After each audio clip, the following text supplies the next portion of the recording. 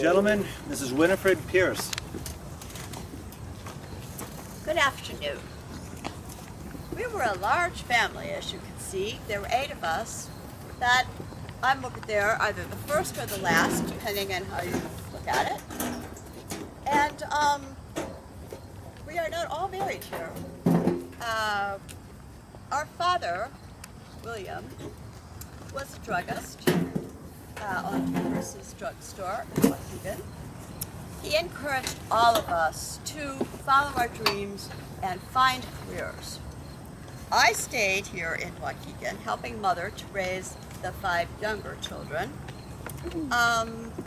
Although I stayed at home on Father's house in Julian Street, I did become an artist in my career.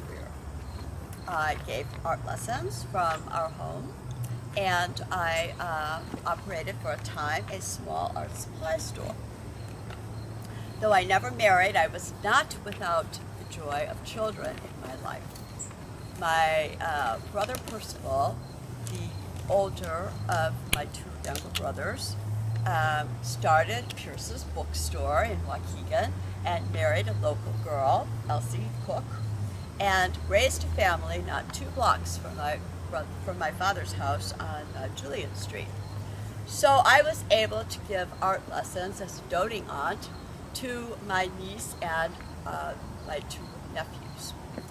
Now, as much as I enjoyed giving lessons to all of them, it was only the youngest, Percival, whom we called Perce, who really showed any artistic talent. And it was a phenomenal amount of talent. I knew that in a few years' time, with more training, he would far surpass my ability. I will take you to his high school years.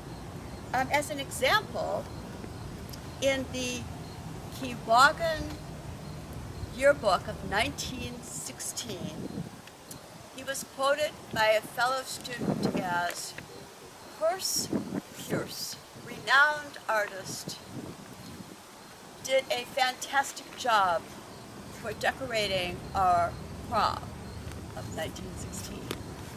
Now that may not sound like a particularly important rating, but I will give you another listing of Perce, and that is the city directory, a businessman in 1916.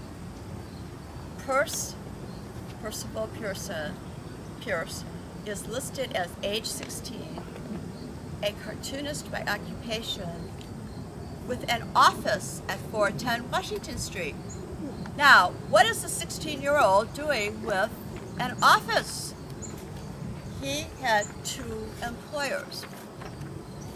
Great Lakes Naval Training Center bought for their newspaper his comic series starring Seaman Cy. In fact, it was so popular that the entire series was published in 1918, the year of his graduation, in hardback. His second employer was a news syndicate, the Publicity Feature Bureau, and they sent his cartoons and political caricatures all over the country, and some of them appeared in the New York Evening Post. He was mentioned as a cartoonist, an article written about his work in Cartoon Magazine, also in 1918, when he also graduated from Waukegan High School. He went on to complete his art studies at the Fine Arts Academy in Chicago. Graduating from the Fine Arts Academy, 20 years old, he was ready to go off into the world. Broke my heart, but Denver, Colorado was calling to him, and he was offered a job working for the Denver Post as their cartoonist. So from 20 years old to 34 years old, he was busy earning a living as an artist and enjoyed traveling all over the country. On one of his travels, he was in Santa Monica, California, on the pier. And he met a cartoonist, a fellow cartoonist, who was telling him about his studio. He had an animation studio that he had started in 1923 with his older brother, Roy. Now, who do you think that cartoonist was? Walt Disney, of course. Mr. Walt Disney told Pearce about the big plans he had for full-length feature animation stories. And he needed more talented people to be in his studio. He convinced Pearce to join him at Walt Disney Studios. And he did, taking the role of an associate production manager. I happen to have, as a proud aunt, a list of his credits. In 1937, he was the sequence director of Snow White and the Seven Dwarfs. In 1940, he was the story developer of the Sorcerer's Apprentice segment of Fantasia. In 1942, he was the story director for Bambi. In 1943, he was the story director for the documentary commissioned by the U.S. government, Victory Through Air Power. In 1946, he was associate producer of Song of the South. And in 1948, he was again associate producer of So Dear to My Heart. And he was dear to my heart. I died in 1949, never knowing whether Pearce made it to be a producer for Disney Studios.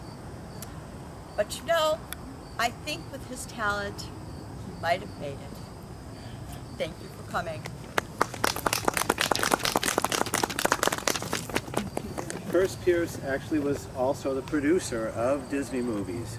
Among those were Treasure Island in 1950, The Story of Robin Hood in 1952, The Sword and the Rose in 1953, and Rob Roy in 1954.